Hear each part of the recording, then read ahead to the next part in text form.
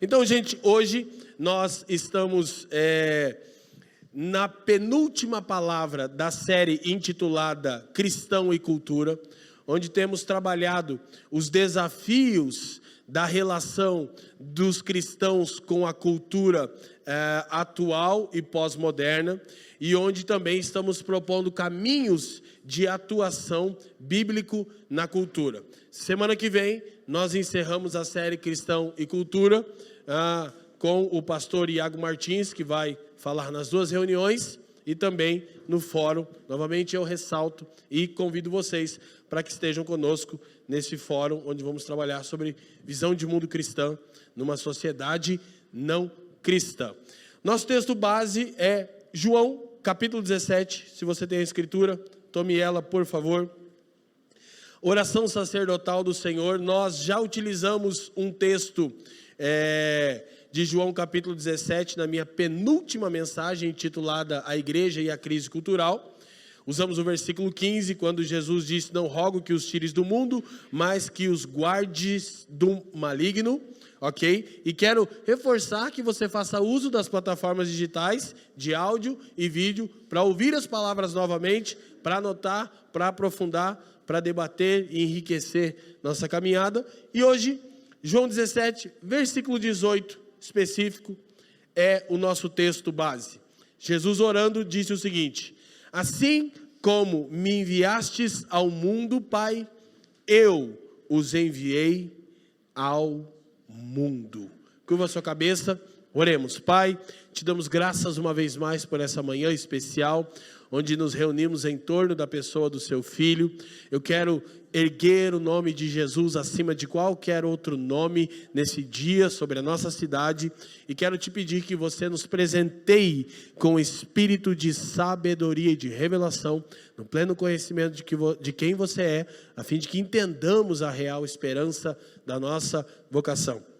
Eu te peço, Senhor, que cessem as inquietações das nossas almas, a começar pela minha, e que possamos estar com os ouvidos abertos para ouvir a sua instrução por intermédio da sua palavra nessa manhã. Que nada aqui se perca, Pai, mas que tudo seja para a glória do teu nome, pelos interesses de Cristo e para o bem do mundo. Nós assim oramos no precioso nome de Jesus, e quem crê diga amém.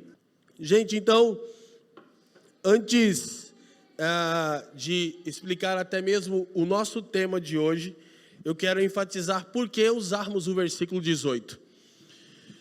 Quando Cristo ora pelo seu povo, e não apenas pelos discípulos que estavam com ele, mas por aqueles que haveriam de crer, como ele mesmo afirma, dentro da oração nós temos esse envio apostólico da igreja, e o Senhor diz: Pai, assim como você me enviou ao mundo, eu ao mundo os envio.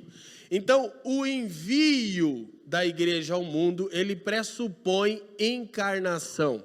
O que nós vamos repetir várias vezes ao longo desse sermão nessa manhã, é que o envio do Pai, do Filho, para o mundo, não foi apenas o envio não concretizado, assim por dizer. De alguma maneira, Deus poderia tão somente redimir os nossos pecados de outra forma. Ele poderia ter apenas nos enviado um livro. O Senhor Jesus poderia apenas ter orado por nós, à destra de Deus, mas Ele encarnou e entrou no meu e no seu mundo caótico, amém? Então, a missão cristã pressupõe, implica em encarnação. O que eu quero dizer com isso?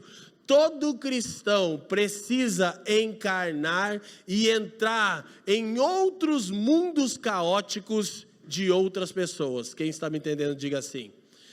A maioria de nós tende a ter dificuldade a caminhar numa comunidade de fé bíblica que impulsiona a vocação. Porque os cristãos epidérmicos, existencialistas e sensitivos do século 21, eles se reúnem para receber descargas de dopamina e em busca de experiências que tornem um pouco mais leve a dor de não encontrar sentido na existência. Mas quando você encontra uma igreja bíblica que está sempre te empurrando para a sua vocação, é realmente desafiador congregar com um povo assim. Então, o nosso interesse enquanto presbitério dessa casa não é trazer palavras que tratem com os problemas da sua alma, embora o evangelho trata com os problemas da nossa alma. Mas quando nos congregamos aqui, publicamente, a nossa intenção é que entendamos que não há cristianismo numa zona de conforto. Não há cristianismo que não seja concretizado em ações que beneficiam o mundo. Quem me entende, diga assim. Naturalmente, nas mesas, nos pastoreios, nos encontros dos lares, nos discipulados, a gente trata das muitas demandas das nossas almas. Ok, há espaço para isso. Mas quando nos reunimos, nossa intenção é aperfeiçoar os santos para o cumprimento da sua vocação. Sempre dizemos aqui que nós não somos chamados a apacentar pecados e a administrar crises. Nós somos chamados a aperfeiçoar os santos que estão cumprindo a sua vocação. Amém? Quem apacenta pecado e administra crise é psicólogo. E que Deus os ajude. Pastores aperfeiçoam os santos para o cumprimento da sua vocação. Então, se Cristo encarnou, nós precisamos encarnar e entrar no mundo caótico de outras pessoas. Assim como o nosso Senhor se esvaziou da sua glória e entrou no meu mundo de pecado e de imundícia, no seu mundo de pecado e de imundícia para nos redimir, nenhum de nós nessa manhã tem o direito de dizer: eu não me sinto chamado para lidar com esse tipo de gente ou com esse problema social. Não existe isso. A igreja precisa encarnar e entrar nos lugares mais tenebrosos e onde houver mais trevas. É ali que você tem que encarnar. Por encarnar eu estou dizendo que não basta orar para que Deus socorra os necessitados, ou para que Deus salve os homoafetivos, ou qualquer coisa, e não basta enviar recursos financeiros, você precisa ir, porque Jesus não orou e nem enviou uma oferta para nós, Ele encarnou e entrou no nosso mundo de caos. Amém? Já estamos começando bem a mensagem, né? Aperta o cinto e em caso de despressurização, máscaras de oxigênio cairão aqui para cada um poder usar. Então, quando a gente fala de uma mente cristã, a gente está falando da igreja como a consciência da nação. Vamos dizer juntos? A igreja. Amém. Então, o nosso intuito é pensarmos, à luz da palavra, nos muitos desafios da sociedade atual. De novo, por quê? Porque não há cristianismo bíblico em zona de conforto. Duas coisas que precisam estar claras para nós, porque a missão de Cristo modela a nossa missão, assim como Cristo nós temos que encarnar e entrar no mundo caótico de outras pessoas. A primeira maneira que os discípulos foram chamados foi os do caminho. Ser um discípulo de Cristo pressupõe estar em movimento e constantemente entrando em mundos caóticos de outras pessoas, assim como o Cristo entrou no seu e no meu mundo caótico. Amém? Glória a Deus. Então, para isso, a gente precisa de uma mente cristã. Ou eu poderia falar de uma mentalidade cristã. Mentalidade não é o que você pensa ou o que eu penso. Mentalidade é um pensar coletivo, é o resultado daquilo que nós pensamos juntos sobre um determinado tema. Ontem no Partir do Pão, nós elencamos o texto de Atos 4:32, quando a Escritura diz: da multidão dos que creram, uma era a mente e um só o coração. Diga, uma só mente, um só coração. Então, para que tenhamos uma só mente, nós precisamos crer na mesma verdade. Nós precisamos pensar nas coisas em unanimidade. Então, mentalidade não é o que eu penso sobre algo. Para que tenhamos mentalidade de reino, precisamos de uma comunidade que pensa junto sobre algo com base nos pensamentos revelados de Deus, na sua palavra. Mentalidade é o pensar coletivo de um povo. Essa mentalidade coletiva, nós vamos terminar a mensagem, vocês vão se lembrar disso observando. Nós olhamos para a sociedade, então nós analisamos cuidadosamente os muitos problemas da pós-modernidade, os muitos desafios, a injustiça, a miséria, a pobreza, as causas muito complexas. Nós analisamos isso cuidadosamente, depois nós cuidadosamente, sistematicamente vamos às Escrituras, olhamos o que as Escrituras têm a dizer, porque não há nenhuma área da realidade e não há nenhum problema social que o Evangelho não tem algo a dizer, ok? Então nós olhamos como comunidade, nós alinhamos um pensamento, esse pensamento cria uma mentalidade, é um povo pensando da mesma maneira junto. Então isso gera um mesmo coração, nós sentimos agora a mesma coisa. Quando nós olhamos para o racismo, por exemplo, nós olhamos para as Escrituras, olhamos o que as Escrituras falam sobre o homem ser criado à imagem de Deus, nós passamos a aborrecer e odiar o racismo. Então temos um só coração que se opõe ao racismo e aí produz uma ação concreta, real, um novo comportamento, uma comunidade que se opõe àquilo. Uma mente, um coração, uma só ação. Quem está me entendendo, diga amém. Só que isso dá trabalho. Não basta a gente dizer isso está errado, isso não deveria. Nós precisamos analisar cuidadosamente os muitos problemas da sociedade. E aí, pensando na igreja como uma sociedade que atua politicamente para o bem comum, ou a gente vai ter que parar, pensar, olhar os problemas, entender as causas, entender o que as Escrituras dizem, formar uma mente, sentir a mesma coisa e agirmos juntos. Quem está me entendendo? Eu quero crer nessa utopia para o resto da minha vida. Eu quero crer numa igreja que tem uma mente, um coração e uma ação. Eu vou trabalhar para o resto da vida. Talvez eu não veja e talvez a geração do meu filho... Uma coisa eu sei, haverá uma igreja gloriosa. Efésios 5:27 me garante. Quando eu olho para os meus dias, eu sou tomado de constante angústia, né? Eu já brinquei com os irmãos que eu sou igual o Hulk, né? O Dr. Bennett. Quando perguntam para ele, qual que é seu segredo, né? Ele disse que eu estou sempre com raiva. E eu, estou sempre angustiado. Meu poder é estar sempre. Eu nunca estou normal. Então, os irmãos, tenham paciência comigo. E orem pela Fran, eu já disse. Glória a Deus. Então, olha só. Como cristãos, precisamos estar certos de que temos uma visão cristã de mundo. E isso... Preste atenção, só pode ser alcançado se tivermos uma compreensão profundamente bíblica das doutrinas básicas da nossa fé. Quero que leiam junto comigo a sentença final. Vamos lá. Apenas isso de uma simplificação ingênua e de um senso de desespero. Então, se nós não tivermos uma firme convicção de que estamos pensando o mundo da forma que Deus pensa, uma cosmovisão cristã, o tema do nosso próximo fórum, é por isso que as mulheres da família dos que creem, a grande maioria estão estudando as bases da fé cristã, a gente tende a ficar nos extremos, ou simplificações ingênuas, ou desespero, ou sucumbimos ao desespero. Muitas vezes as pessoas olham problemas sociais e de novo, e novamente. Por que mesmo que a gente tem que falar disso? Porque Cristo encarnou, e você não tem o direito de ficar sentado na cadeira para sempre. Você e eu precisamos encarnar e entrar numa sociedade e no mundo de pessoas que está em causa, amém? Porque Jesus disse, assim como o Pai me enviou, eu os envio ao mundo, ok? E é justamente por não sermos deste mundo que somos enviados para este mundo. É por pensarmos de maneira transcendental que nós temos a solução para o mundo que perece. Esse mundo moderno, ele tem duas bases gerais de pensamento. Primeiro, a pós-modernidade, que dito de maneira objetiva, é a incredulidade quanto a um Deus criador e quanto à verdade universal. Então, os pós-modernos não acreditam em nada, só em si mesmos, ok?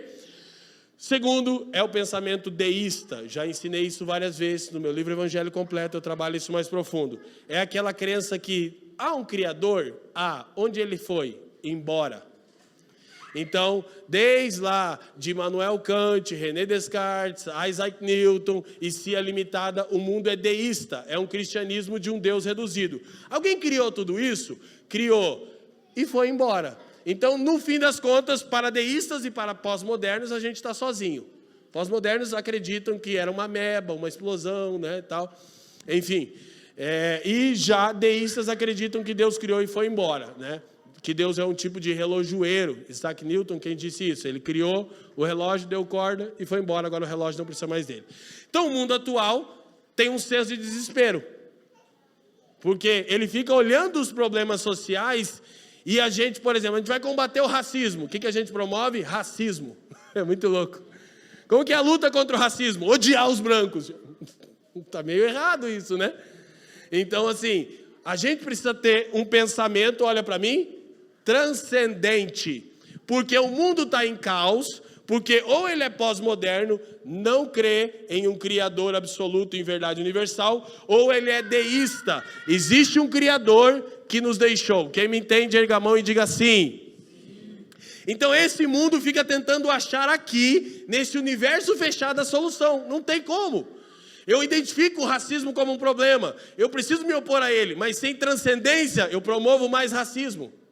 Eu identifico a miséria como um problema, mas sem transcendência eu promovo o socialismo. A melhor coisa que sai de um engajamento contra a miséria sem transcendência é o comunismo.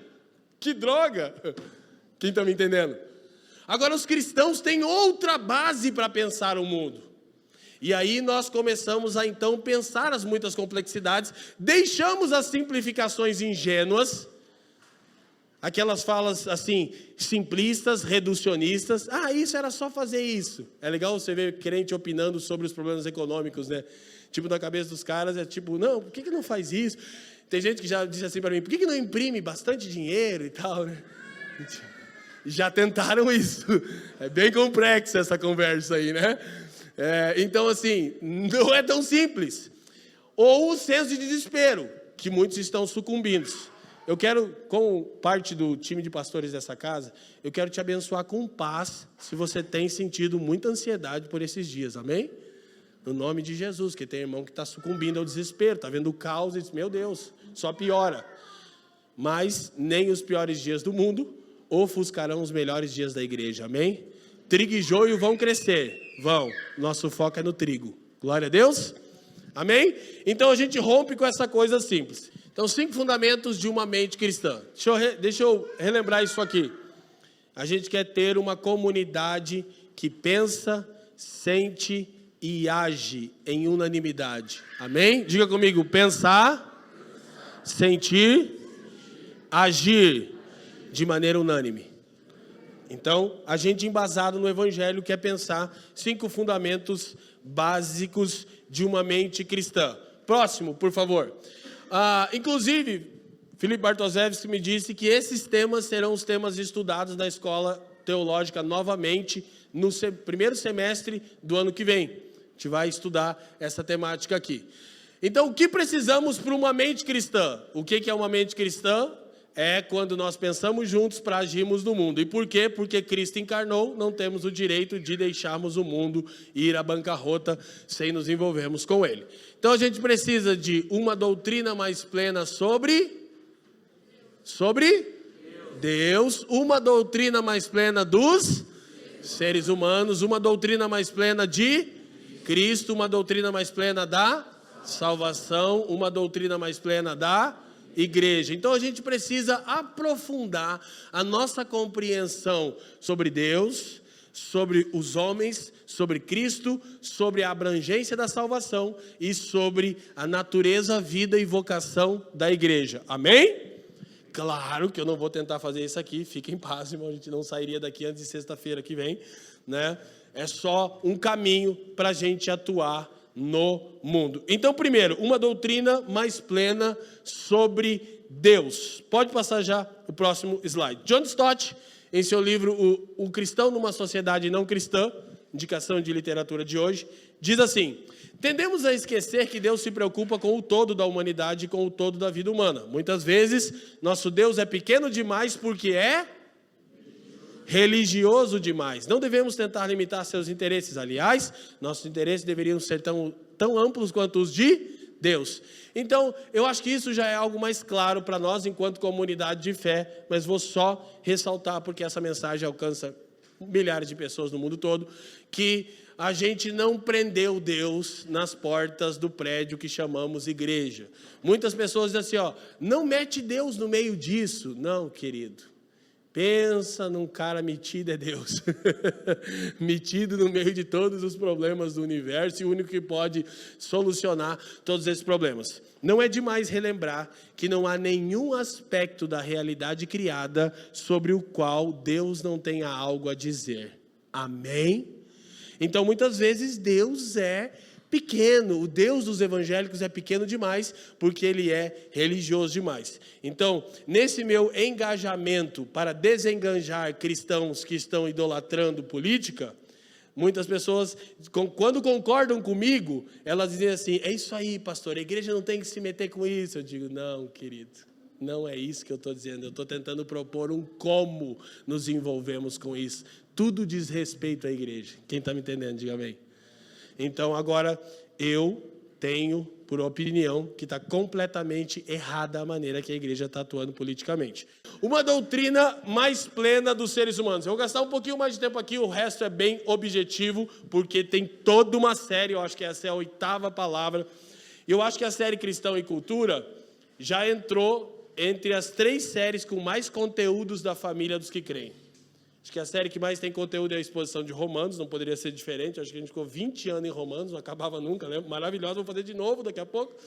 Mas essa a gente tem compartilhado muito conteúdo, então agora eu estou sendo bem objetivo, mas não pragmático, né? Não reducionista. Então, uma doutrina mais plena dos seres humanos, a gente precisa entender o seguinte. Todo trabalho filantrópico, ou seja, o trabalho inspirado no amor pelos seres humanos, depende da avaliação que fazemos deles. Quanto mais positiva a nossa visão de seu valor, maior o nosso desejo de servi-los. Então, você sabe que tem uma coisa bem complexa, especialmente para os pós-modernos. O pós-modernista não acredita em um ser criador e em verdade universal. Mas existem muitas pessoas que adotam essa filosofia como verdade de mundo, que se envolvem com trabalho filantrópico.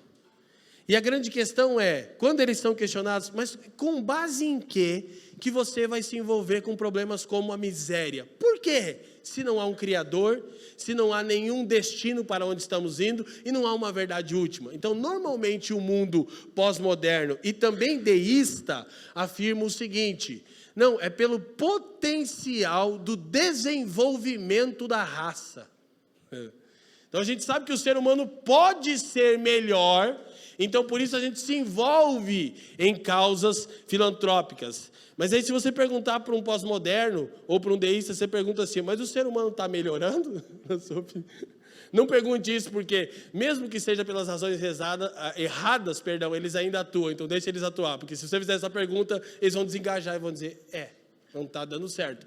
Mas os cristãos, eles têm uma base melhor. Novamente, John Stott afirma que nós temos uma base mais saudável para servir os outros seres humanos. Não é por causa do que podem tornar-se no futuro desenvolvimento especulativo da raça, mas por causa daquilo que já são, em virtude da criação divina. Então a igreja tem uma base sólida para promover justiça, para promover paz, para promover beleza, tudo aquilo que testemunha o reino vindouro de Cristo. Por quê? Por causa do fato de que os homens são criados à imagem de Deus. Mas nós não temos o direito de escolher em qual mundo ou em quais mundos encarnaremos enquanto cristãos, enquanto igreja. Eu não posso dizer, não, no mundo das pessoas dessa ideologia eu não quero encarnar. Isso aqui é muito pecado. Só Deus e você sabem quem você é de fato. Então nós não temos o direito de promover essa segregação da sociedade. Não, a igreja precisa atuar e entrar nos mundos, porque as pessoas são criadas à imagem de Deus. E, inclusive, Jesus supõe e dá a entender que a igreja precisa procurar mesmo o que é treva. Negócio assim ruim mesmo, é lá que a igreja tem que encarnar. Amém? Mas ela tem que se certificar que é luz, né? Aleluia. Tem uns irmãos que mistura tanto que a gente não consegue mais diferenciar, né? ela tem que se certificar que ela é sal, não insípido, né? Que ela está retardando o apodrecimento e não cooperando com a podridão. Glória a Deus, irmão. Tem os irmãos que esqueceram disso, né? Então, uma vez que somos sal e luz, a gente encarna no mundo caótico de outras pessoas, sem distinção, sem perguntar, você vota no mesmo cara que eu? Você crê na mesma ideologia que eu? Quais são os seus valores? Não, nós só encarnamos, porque Cristo não fez nenhuma pergunta dessa para nós, aleluia? Glória a Deus. Então, essa é a nossa tarefa. E aí, John Stott nos lembra algo extremamente básico, né, para os cristãos reformados. Nós, seres humanos, temos uma dignidade única, como criaturas feitas à imagem de Deus, e uma depravação única, como pecadores sob seu julgamento. O primeiro nos dá esperança. O segundo impõe um limite às nossas expectativas. Gente do céu, olha, eu me acho metido por ser crente. Assim, não orgulhoso, porque a eleição não deixa você ser orgulhoso, mas eu me acho metido por ter as escrituras. Porque os caras ficam debatendo, os filósofos, assim, a Bíblia, pá, doutrina da depravação total resolve metade dos problemas que os sociólogos estão rachando a cabeça. Não, querido, Romanos 3, de 9 a 19, explica tudo. Então, nós nem temos uma simplificação ou um desprezo, né? Porque, e uma desesperança total, porque o homem é criado à imagem de Deus. Então, mesmo o homem não redimido, gente, a gente tem que esperar o bem dele. Porque ele é criado à imagem de Deus. Agora, eu não estou falando dos cristãos, porque dos cristãos é fruto, né? Cristão não é que você espera que ele faça o bem. Se ele não fizer o bem, ele não é cristão. Aleluia, glória a Deus.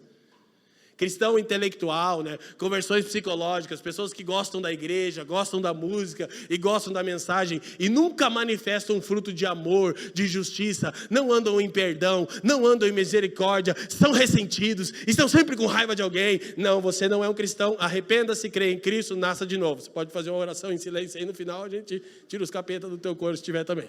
Mas daí mais no final para não atrapalhar o culto. Amém? Não estou falando disso. Mas agora também não estou falando de cristãos, porque os cristãos frutificam, eles estão na videira, glória a Deus.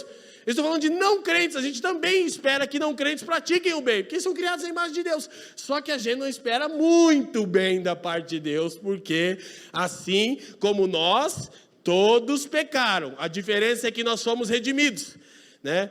Eu tenho rebatido da série das frases que eu mais recebo, está em primeiro lugar Martin Luther King Jr., eu já disse, o que me preocupa não é o grito dos maus, mas é o silêncio dos bons. E a minha pergunta é sempre, e quem é bom nessa conta, né?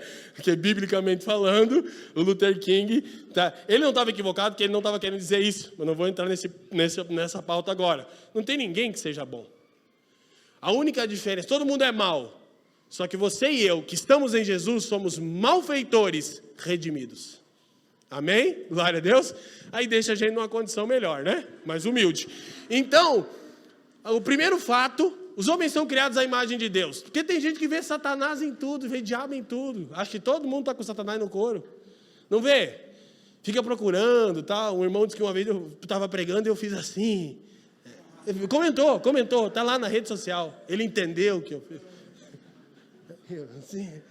Assim. Então, ver diabo. Não, querido, as pessoas são criadas à imagem de Deus. Então a gente pode esperar beleza, a gente pode esperar o bem, a gente pode e deve esperar, mas com uma dose bem comedida, porque todos caíram. Então isso limita as nossas. A gente tem que esperar que um governo pratique o bem? Sim, o papel do governo é esse. Mas deposita toda a nossa esperança nisso? Bastante da nossa esperança? Bem pouco. Bem comedido, mas deposita um pouco, porque é bíblico. Amém, gente? Ok? Já a tendência secular, que não tem a base cristã, ela é demasiadamente ingênua e otimista. De um lado, as pessoas que não têm uma mente cristã, que não conhecem a criação e a queda, elas são muito ingênuas e muito otimistas, né? Alguém já disse sabiamente que todo jovem é um socialista. E eu, por favor, eu aqui não quero entrar do diabo, nada disso. Que tem no jovem aquele senso de justiça, e todo crente novo tem um pouco, né? Eu brinquei que a gente teve, que é o corte que o Brasil espera, Daniel, prepara aí para cortar, né? Eu disse que a gente, quando rompemos com a teologia da prosperidade, há uns 17 anos atrás, a gente estava com tanta ojeriza da prostituição do evangelho, eu estava com tanto nojo de ter passado 6 anos numa igreja, vendo o pastor falar em dinheiro, pedir dinheiro, enriquecer, e eu, que a gente saiu, entrou nas favelas, ficamos loucão, vivia de madrugada nas ruas, entregando marmita, e o pobre! Aí você está pensando, mas não é isso? Não, não é isso. Aí até um dia que Jesus falou, vocês estão virando os socialistas dos que creem. E mas não é o pobre não é o centro do evangelho, os pobres vocês sempre terão com vocês. Nossa, Jesus explodiu o socialismo. Ninguém vai erradicar a pobreza. Quer dizer que a gente não vai lutar contra a pobreza? Não. Eu disse no primeiro culto e vou liberar a palavra, mas o coach, como é que é o coach do fracasso, né? Palestrante desmotivacional agora em ação. Querido, quando Jesus disse os pobres sempre terão convosco, a gente precisa entender o seguinte, pobreza no sentido de limitações, talvez vai ser a realidade de muita gente. Miséria não deveria ser a realidade de ninguém. Entende a diferença? Todo ser humano tem que ter o digno para subsistir. Então, a igreja não pode tolerar miséria, a começar no meio dela. A gente já disse, eu torno a dizer, de púlpito para o registro. Meus irmãos, se há alguém entre nós padecendo níveis de miséria com alimentos, vocês nos comuniquem, pelo amor de Deus. A gente procura ver isso na comunhão, mas tem vezes que não tem bola de cristal, né? Assim, eu tenho uma vergonha de saber que um irmão entre nós está com a luz cortada. Não faça isso. Pode chegar na gente, não tenha vergonha. Por favor, chegue, que a gente paga a tua luz. Entendeu? A gente paga a tua água. Ninguém deveria viver na miséria. Mas o mundo é assim, então a gente vai lutando contra isso. Agora, meio que Jesus disse, os pobres sempre terão com vocês, aí a parte que vai desmotivar vocês. É que talvez vai ser assim mesmo. Você vai morar de aluguel para sempre, na Coab, né? Então a gente não deve ser ingênuo e otimista demais, e nem demasiadamente pessimista e negativo em nossas avaliações da condição humana. Então, gente, por que o povo ignorante se frustra? O cristão, porque os caras põem a expectativa no governo, o governo vai melhorar a minha vida. Vai nessa que vai ficar. Não é bem assim, entendeu? Só que daí tem o outro lado, a mente secular. Ninguém presta, todo mundo é do capeta, política é tudo do Satanás, tudo que do mundo é do diabo. Gente, a Bíblia não ensina isso. Aí a gente fica negativo e pessimista demais, a gente não celebra as coisas boas que testemunham o reino de Deus. Deus faz coisas na história, atos e movimentos promovidos por Deus de justiça, de beleza, de paz, no meio de não crentes. E a gente tem que celebrar, porque testemunha o reino de Deus, quem está me entendendo? Amém, gente? Glória a Deus? Então, isso é essencial. E, para a gente ir caminhando, então, é necessário também uma doutrina mais plena sobre Cristo. Digam comigo, uma doutrina. Era só para que eu tomasse água. Pega a visão, irmão. Então, a gente já vem falando até aqui. Se a missão cristã deve ser moldada segundo a missão de Cristo, isso certamente significará para nós, assim como significou para ele, entrar nos mundos de outras pessoas. Eu vou insistir a última vez, gente. A missão cristã pressupõe encarnação. Tem que ter relação. Aqui, ó, tem que ter contato. Tem que ter olho no olho. A igreja precisa sair da plataforma e tem que sentar e relacionar com o mundo. A parada mais louca de... Vocês estão acompanhando o The Chosen lá? A gente começou agora. Está super atrasado, né, amor? Também vivi uns 3 episódios. Está bem atrasado, né, o The Chosen. Mas é que eu preciso confessar um parênteses, um momento, abrindo o coração. Eu sou periferia raiz. Não adianta. Minha mente é de maloqueiro. Então, tudo que bomba, eu rejeito primeiro. Alguém se identifica comigo, confessa o pecado? Cadê os pecadores? Olha lá, Carioca, pecador da gema. Amanda Playboy. Leison. Tudo que bomba, quando todo mundo está falando, você viu aquilo?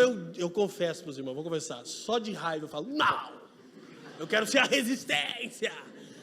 Mas na maioria das vezes eu vou ver e é mó top. Deus me pega. E o The Chosen é um desse, né? Embora eu não goste daqueles discípulos americanos, eu gosto dos caras mais judeus mesmo. É legal. Uma das coisas muito sensacionais no The Chosen, eu fico prestando atenção nos detalhes, é a maneira que o ator, né, o Cristo, olha para as pessoas. Cara, não tem uns... Pá! E eu fico pensando, cara, como eles foram abençoados, inspirados por Deus, porque era exatamente, eu fico imaginando Jesus sentando com as pessoas e de fato ouvindo elas, de fato olhando nos olhos delas. Gente, isso tem um poder. Vou te falar para você, embora eu não concordo com a narrativa de que pregação é monólogo e monólogo é autoritarismo, vocês acreditam que já tem essa falácia na pós-modernidade? Eu estava lá, né, combatendo a idolatria, né, ao bezerro de ouro dos crentes. Nem todo mundo que vota nele tem como bezerro de ouro, mas que tinha.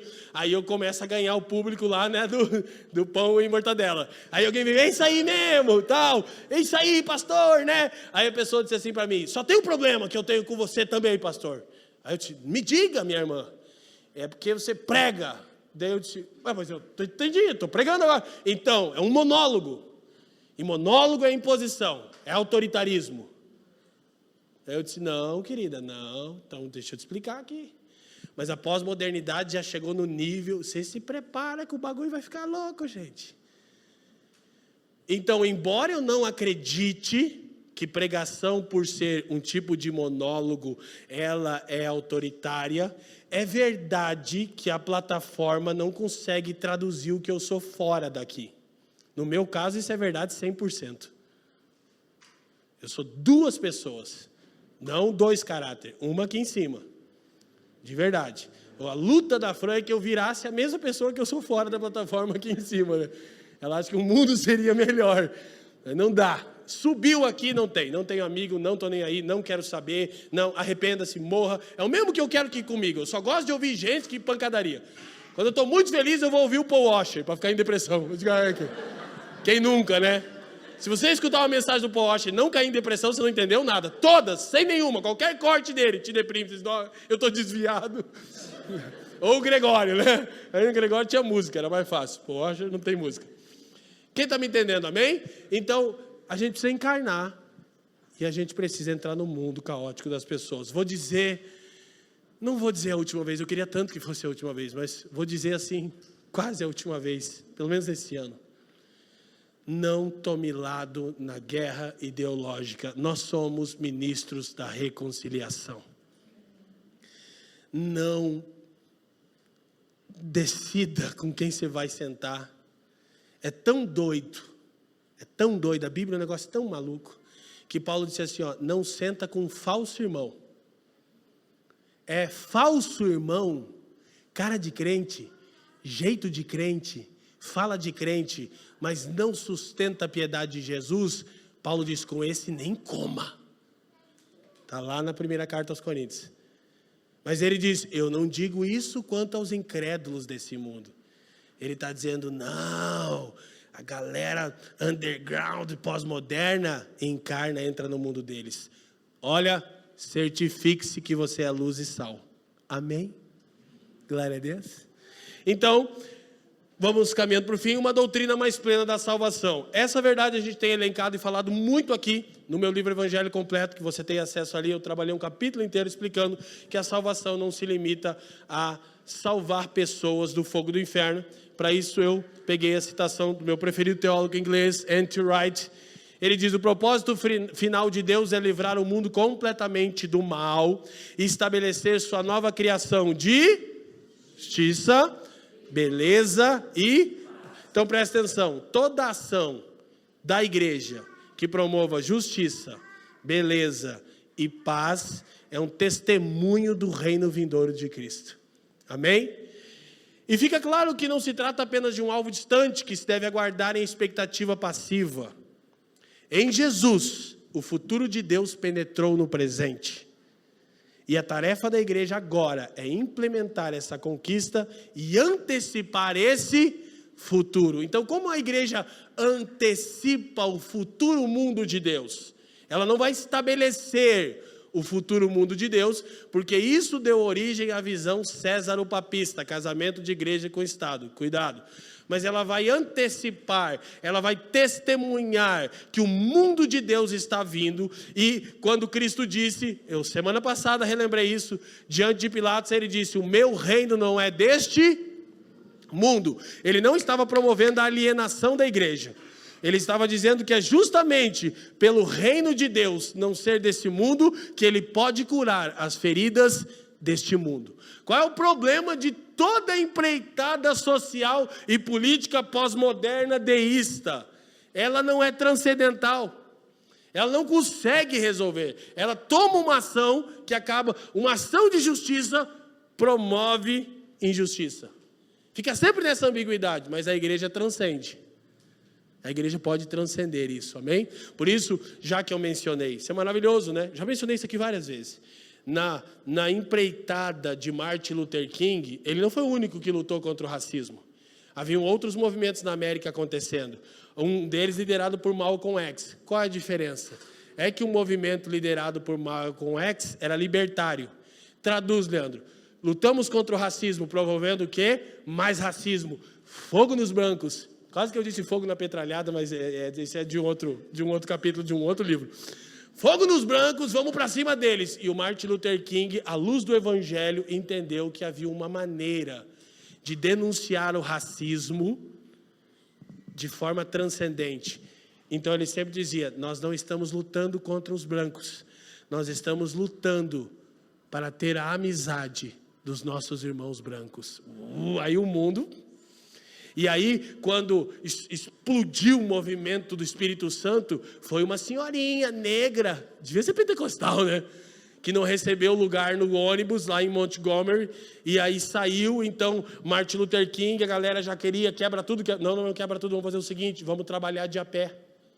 Como? Isso, a gente crê numa causa maior. E aí, durante um ano, os negros daquela cidade iam trabalhar de a pé, em protesto, sem um pio, ele sempre dizia, em silêncio.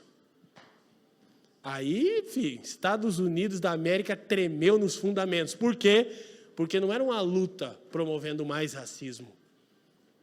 Era uma luta promovendo justiça, equidade. Amém, gente? Como a gente precisa, cada vez que as pessoas me citam Martin Luther King Jr., eu respondo, maravilhoso, leia a autobiografia dele, da editora Zahar. Até eu acho que eu tinha que ganhar algo da editora Zahar, eu já disse que eu fico vendendo os livros de graça para eles, né? Então, a gente antecipa em cada ação de justiça, beleza e de paz, ok? Para ressaltar, então, a falta de valorização das dimensões mais amplas do Evangelho, inevitavelmente conduz a uma distorção da missão da igreja. Como a gente chegou na última, eu quero só elencar algo que eu estava refletindo essa semana, lendo John Stott e revisitando alguns fatos ali do Luther King, e eu acho que é John Stott que fala que a igreja deveria reaver a importância do protesto público. Ela está fazendo isso agora, Leandro. Ela está assumindo um lado. A igreja apartidária, caminhando, protesto, mobilização de rua, entendeu? Não com partido, não para eleger ninguém, contra a injustiça. Então agora não está na hora de fazer isso. Mas eu estou começando a sentar no meu coração, quem sabe, começar a instigar pastores, colegas meus, depois que a loucura passar, o dia 30 vem aí, né? Não vai passar a loucura, né? Já disse isso, se você está achando que... Não vejo a hora que acabe. Tem uma notícia ruim, não vai acabar mais no Brasil. O país se tornou politizado, isso é bom e ruim ao mesmo tempo. No caso do Brasil é mais ruim do que bom, mas uma hora talvez fica menos ruim. Entendeu? Mas a gente começar a se posicionar. Nós, por muitos anos aqui em Curitiba, fizemos mobilizações contra o aborto. Quem lembra dessa época? Quem pegou? Não tinha nada a ver. A gente quer voltar, o negócio é a gente ir lá para frente das casas de governo, entendeu? Então, assim, há um jeito de a igreja mostrar o evangelho na rua em silêncio. Imagina que top! Você está ligado que os negros marchavam em silêncio nos Estados Unidos? Você imagina uma multidão de pessoas, os negão do Brooklyn, marchando em silêncio. Fica muito louco, velho. Muito bom, muito bom. Então, a igreja precisa reaver a força de protesto que ela tem. Agora, não, ela não está fazendo isso. Agora ela sucumbiu à guerra ideológica, elevou um ídolo e vai pagar o preço por isso, infelizmente. E talvez o preço seja o pior. Tem que rir para não chorar, os irmãos me perdoam, tá? Então, uma doutrina mais plena da igreja. Amém? Eu disse isso aqui semana passada, William Temple diz assim, a igreja é a única sociedade cooperativa que existe para o benefício de seus não membros. Toda cooperativa é um ajuntamento de pessoas que têm um interesse em comum. A igreja não. A igreja é redimida e ajuntada pelo desejo de Deus. Então ela é uma sociedade cooperativa para o bem de quem não pertence a ela. Que loucura, né? Coisa maravilhosa. Então resgatar essa pureza da vocação da igreja vai deixar um testemunho poderoso no mundo. Relembrando que sempre elencamos, então a igreja se posiciona em prol do mundo, né, da ordem criada, e contra o mundo. Ela se posiciona a favor da ordem criada, ela se opõe à era presente. E por fim, a nossa reflexão tem base em propor isso aqui. A formação de uma mente cristã, de uma mentalidade, de pensarmos a mesma coisa sobre um tema, à luz da palavra de Deus, e aí deixarmos o nosso coração ser invadido pelo sentimento de angústia, de ira santa pelo pecado, pela injustiça, e aí uma ação conjunta, uma mente, um coração, uma ação. Isso torna necessária a análise cuidadosa das questões sociais atuais. Vou dizer de novo que a gente está tentando ser bem atual para fechar. Eu já mencionei aqui e recomendo de novo, se você não ouviu, o podcast do Mano a Mano, do Mano Brown, com o Fernando Holliday. Nossa! E o cara não é cristão. Quando eles entram, por exemplo, é um negro, Fernando Holliday, criado igual o Mano Brown, né? O Mano Brown é meu parceiro, é meio que meu pastor de vez em quando, mas ele acha que é só ele, né? Aí pensa que todo mundo tem que vender a ideologia dele. De repente o cara senta com um negro, com o mesmo quadro, com o mesmo histórico, e aí entra na discussão das cotas raciais. Bagulho sério, hein? Eu nem estou opinando, deixa os caras que manjam opinar. Eu só achei a discussão maravilhosa. Aí o Mano Brown, pô, tá entendendo, né? Pô, você é contra? Sou. Não, posso falar? Pode. Mano... O cara começa a falar, por quê? Porque alguém está refletindo no problema, ele diz, não, a gente tem que pensar não em cota para negros, a gente tem que pensar em cota social. E o Mano Brown vai, não, deixa eu explicar. No final de tudo, o Mano Brown termina a entrevista dizendo, você é jovem, morou, você vai entender, morou, tipo assim, desliga o microfone dele, que o cara acabou de me espancar, é um negro não crente da favela, e eu jurava que só tem um jeito de um negro não cristão, que cresceu na comunidade pensar, e agora na minha frente tem uma pessoa dizendo que é possível com argumentos reais, que eu estou errado. Aí eu penso assim, mãe, por que os cristãos não fazem um negócio desse? Eu não estou em São Paulo, senão eu já votava nele, entendeu? Revelei o meu voto, que tanto queriam saber. Só votar em quem? Eu queria votar no Holliday. Eu acho que ele entrou, inclusive, de novo, né? Cara top, cara legal. Então, pensar nas questões sociais, análise cuidadosa. Depois, a leitura sistemática e atenta da Bíblia. Olha para mim. Tá bom, temos esse problema. O que as Escrituras falam sobre isso? Então, a gente na família dos que creem, nós já fizemos várias coisas, gente. De cuidar de orfanato a construir casa para as pessoas que não tinham onde morar. Só que era o socialismo dos que creem. Era mais uma raiva contra o capitalismo e contra a teologia da prosperidade do que um entendimento fruto de uma maturidade. Mas a maturidade chega, 15 anos atrás isso também.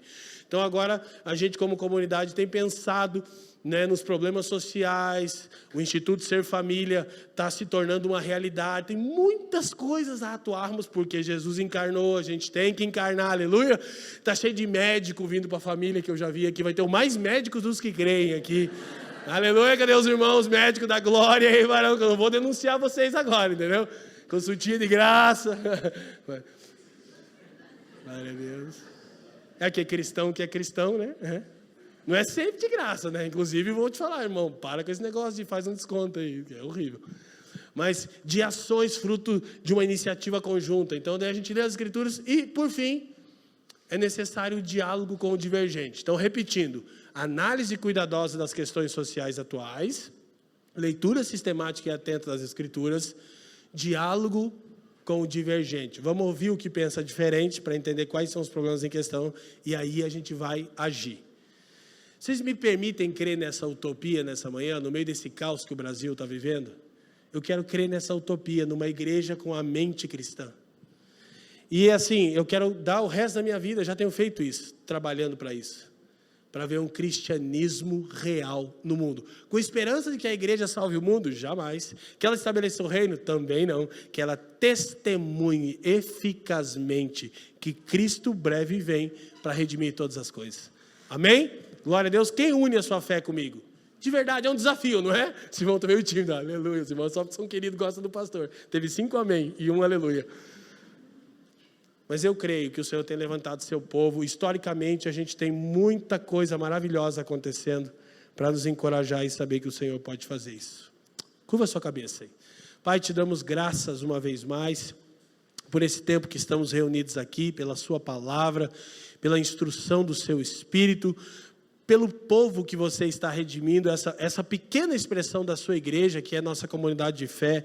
O seu plano transcende essa comunidade local, você não tem nenhum tipo de monopólio fechado conosco, não somos o novo de Deus, não temos uma procuração da verdade, não temos um monopólio da boa teologia, somos apenas um povo carente, que te ama, que deseja ardentemente conhecer a sua vontade, crescer no conhecimento da sua palavra. Senhor, isso é o que são os pastores dessa casa, e eu te peço que isso seja realidade em cada irmão que pertence a essa comunidade de fé, e que juntos tenhamos uma mente, um coração e uma ação que testemunhe quem você é. Senhor, aqueles que porventura ainda não experimentaram o novo nascimento, aqueles a quem você está atraindo para você, eles têm frequentado a igreja, eles têm ouvido o evangelho, mas o coração deles ainda não é renovado. Eu te peço, salva agora, Senhor, regenera agora mesmo aqueles que precisam experimentar novo nascimento. Senhor, trabalha eficazmente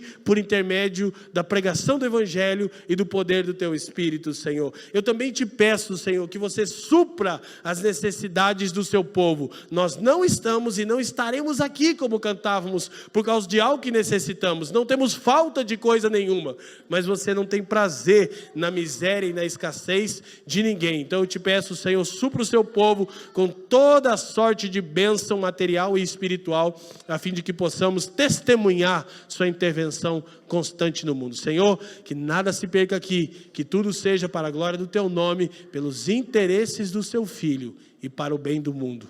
Assim nós oramos no precioso nome de Jesus. Amém e amém. Amém, irmãos?